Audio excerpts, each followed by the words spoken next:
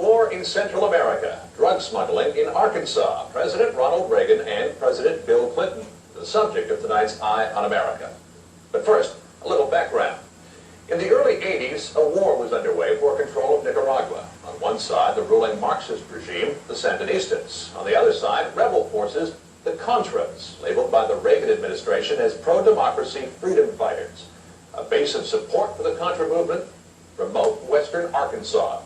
Correspondent Bill Plant has been investigating for tonight's Eye on America. 1983, Ronald Reagan was president, Bill Clinton was governor, and little Mena, Arkansas, changed from a quiet town to a center for drug smuggling and reported Contra support activity. In the middle of it all, this man, admitted dope smuggler Barry Seal. He started doing business with the Ochoa family in Colombia, hauling his dope. Arkansas State Trooper Russell Welch investigated Seal's organization. Each trip would have 250 to 350 pounds of cocaine. He stated that he made $1 million in one trip alone. Seal built this hangar at Rich Mountain Aviation at the Mena Airport for his high-tech smuggling plans, used to fly guns to the Contras and more than 20 tons of cocaine into the U.S. over 3.5 years. Former IRS agent William Duncan traced some of Seal's drug profits laundered through Mena banks. We had direct testimony from people who were involved in the money laundering operation. We had testimony from people at banks who observed the transactions. And Barry Seal had another agenda. Pilot Terry Reed claims Seal hired him in 1983 to train Contra pilots at this remote airstrip north of Mena. I was involved in the flight training aspects of upgrading Nicaraguan freedom fighters to make them capable of flying combat aircraft. The airstrip was built by Seal's organization and also reportedly used to train Contra ground troops.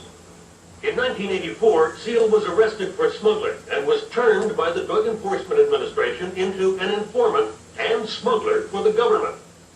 With help from both Lieutenant Colonel Oliver North and the CIA, Seal pulled off a spectacular drug sting. He flew his own C-123 to Nicaragua, where he took these pictures of Sandinistas helping load Colombian cocaine onto his plane. After the sting, Seal flew the C-123 to the Mena airport, where it sat for a year. It was later shot down over Nicaragua, filled with guns for the Contras.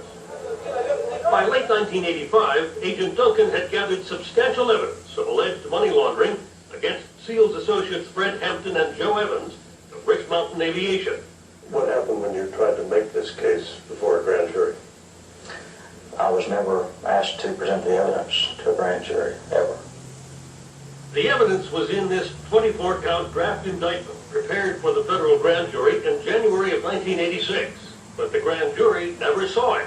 The United States Department of Justice did not pursue the cases, did not present the evidence of money laundering to the grand jury.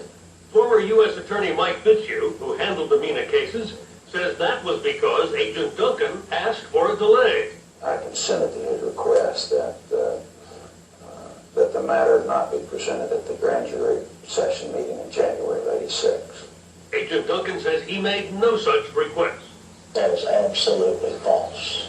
An FBI internal memo from early February 1986, obtained by CBS News, says Fitzhugh was withholding presentation of the indictment, but there is no mention of a request from IRS agent Duncan for a delay. I would have been the last person in the world to have tried to delay evidence going to the grand jury. We asked Attorney Fitzhugh if he was told to delay the indictment by the Reagan Justice Department. There was not any type of pressure or influence put on me or anyone in my office that I'm aware of. For 2 more years, Trooper Welch watched as Fitzhugh's federal grand jury failed to return indictments in the Mena cases. It was a slow realization over a period of time that no, this isn't like any other case. It's not going anywhere. We're wasting our time. By 1988, Trooper Welch and Agent Duncan had given up on the Reagan Justice Department, but not on their investigation. They had hopes that the state of Arkansas could impanel a grand jury to hear evidence of money laundering, drug smuggling, and conspiracy. They went directly to then-Governor Bill Clinton. That part of the story in a moment. on America investigation of drugs, guns, and money laundering in Arkansas in the 1980s. By 1988, law enforcement officials investigating the case had given up on the federal government, pinning their hopes for prosecution on the state judicial system. Correspondent Bill Plant picks up the story from there. By 1988, almost everyone in Arkansas had heard about Mena. It was here, at Rich Mountain Aviation, that authorities believed Barry Seal moved his operation. There were news reports about smuggling and Contra support activity around the Mena airport. Congress had begun an inquiry, and the media covered it all. At the Polk County Courthouse in Mena, Trooper Welch and Agent Duncan turned to County Prosecutor Charles Black for help. When it became apparent that nothing was going to be done on the federal level, that's when I began more actively pursuing it. Prosecutor Black, a Clinton supporter, met with the governor and handed him a letter requesting money for a state grand jury on Mena. His response to me was that he would get a man, something to the effect that he would get a man on it and would get word back to me. And I never heard back. Years later, Clinton said he offered $25,000 to Prosecutor Black's boss to fund a grand jury. But Charles Black and his boss claimed they never heard about any offer of money from Governor Clinton. I believe Bill Clinton's an honest, respectable man, and I have to believe that he did that. But the fact is, I never got that word myself. But the Mena issue would not die. I don't think that the story of Iran-Contra has yet been fully told. In 1988, Arkansas Congressman Bill Alexander asked the General Accounting Office to investigate connections between the Mena airport, Lieutenant Colonel Oliver North's Contra operations, and Panamanian dictator Manuel Noriega. Alexander says the National Security Council, in this letter, refused to cooperate, challenging GAO's authority and effectively killing the investigation. Then Mena became an issue in the 1990 Attorney General's race in Arkansas between Republican Asa Hutchinson and Democrat Winston Bryant. Sources tell CBS News that Governor Clinton's aide, Betsy Wright, asked Bryant to stay away from the Mena issue. Wright denies it. In 1991, Congressman Alexander got the Arkansas State Police a federal grant to reopen the Mena investigation.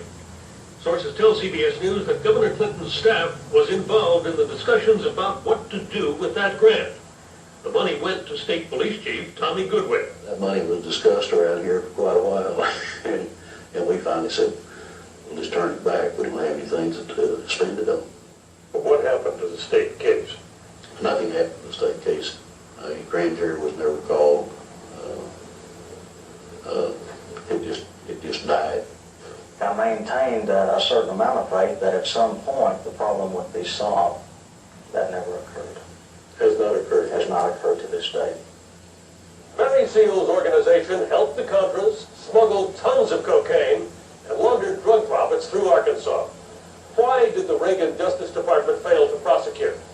Did Bill Clinton, then the governor, fail to provide leadership and support for a successful state prosecution? The White House says he did all he could. But Agent Duncan, Trooper Welch, Prosecutor Black, and a lot of other people are still looking for answers. In Washington, this is Bill Plant for Eye on America.